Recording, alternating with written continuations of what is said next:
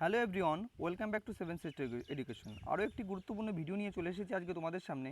আজকে আমরা আলোচনা করব যে তোমরা যারা বিএড এবং ডিএলএড ক্যান্ডিডেট রয়েছো তাদের সংক্রান্ত। ঠিক আছে, তোমরা যারা বিএড ক্যান্ডিডেট রয়েছো তারা ইন্টারভিউতে বসতে পারবে কি না, আজকে সুপ্রিম কোর্টের একটা রায় বেরিয়েছে, সেই রায় সংক্রান্ত তোমাদের আজকে সমস্ত কিছু আজকে বলে দেবো।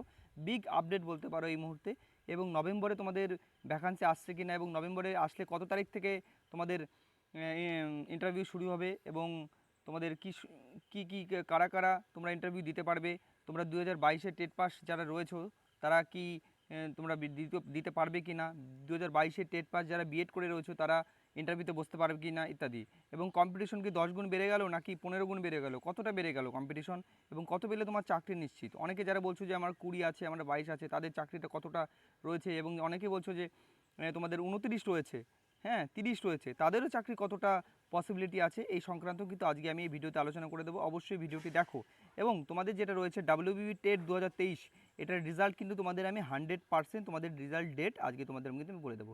চলো আর দেরি না করে তাহলে এই ভিডিওটি শুরু করি। ভিডিওটি সম্পূর্ণ দেখবে এবং তোমার যদি কোনো প্রশ্ন থাকে এই কমেন্টের মাধ্যমে জানাও, তোমাকে আমি উত্তর দেবো। ঠিক আছে, তাহলে চলো আর দেরি না করে ভিডিওটি শুরু করি। চ্যানেলটি সাবস্ক্রাইব করে পাশে থাকো, তোমাদের পাশে আমি সর্বদা থেকেছি, এখনও আছি, তোমাদের যে কোনো হেল্পে আমি আছি। ওকে, চলো তাহলে শুরু করি। ভিডিওটি সম্পূর্ণ দেখো। ঠিক আছে, দেখো আমরা সবার আগে আলোচনা করব তোমরা যারা রয়েছো ডাব্লিউবিপি বিএড ক্যান্ডিডেট যারা রয়েছে। অনেকেই বলছো দাদা আমি 2022 সালে টেট পাস করেছি, আমি যদি এখন ডিএলএড করে নিই তাহলে কি আমি ইন্টারভিউতে বসতে পারবো, এটা কিন্তু অনেকের ইনকোয়ারি রয়েছে। কিন্তু দেখো সুপ্রিম কোর্টে তোমরা দেখেছো যে কদিন আগে সুপ্রিম কোর্টের কিন্তু একটা রায় বেরিয়েছে, সেখানে বলেছে যারা 2022 সালের, ঠিক আছে 2022 যারা করেছে তারা কিন্তু এখানে ভ্যালিড হয়েছে। এবং তোমরা যারা 22 সালে যখন নোটিফিকেশন বেরিয়েছিল তখন যাদের দুটো ডিগ্রি ছিল, অর্থাৎ যাদের বিএড ছিল এবং ডিএলএড ছিল, তারাও কিন্তু সেখানে ভ্যালিড হয়েছে।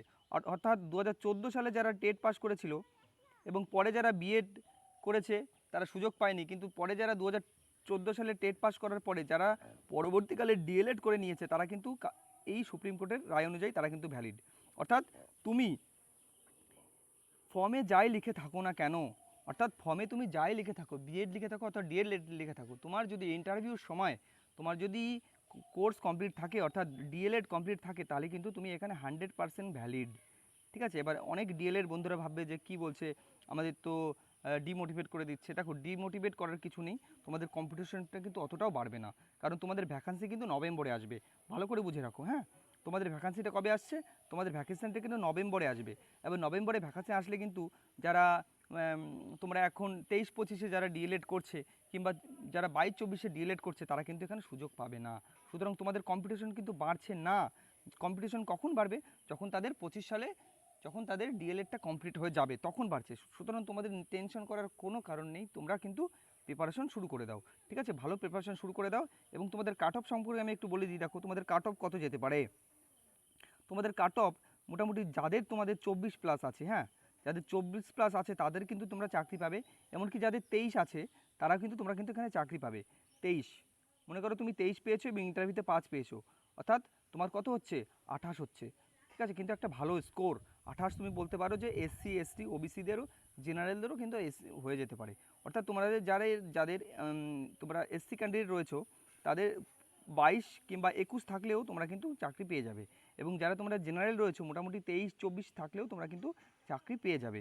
ইন্টারভিউ দিয়ে আর একটু নাম্বার পাবে, তোমাদের নাম্বারটা কিন্তু অনেকটাই কিন্তু বেড়ে যাবে। ওকে, অর্থাৎ কত পেলে চাকরি গ্যারান্টি তোমায় বলে দিলাম। তুমি যদি 25 পেয়ে থাকো উইদাউট ইন্টারভিউ তাহলে তোমার চাকরিকে 100% গ্যারান্টি। ঠিক আছে, আর তোমাদের আমি কম্পিটিশন 10 গুণ বাড়লো কিনা বলেছি, তোমাদের কিন্তু কম্পিটিশন কোনো বাড়েনি, কারণ যারা 23-25-এ ডিএলএড করবে এবং যারা 25-26-এ করছে তাদের কিন্তু অনেক দেরি লাগবে, অনেক। তোমাদের তার আগে কিন্তু ইন্টারভিউ সমস্ত কিছু ক্লিয়ার হয়ে যাবে, নোটিফিকেশন বেরিয়ে যাবে। সুতরাং তোমাদের কম্পিটিশন কিন্তু 0%, অর্থাৎ আগে যেরকম কম্পিটিশন ছিল সেরকমই কিন্তু কম্পিটিশন রয়েছে, কোনো বাড়ার কোনো পসিবিলিটি নেই।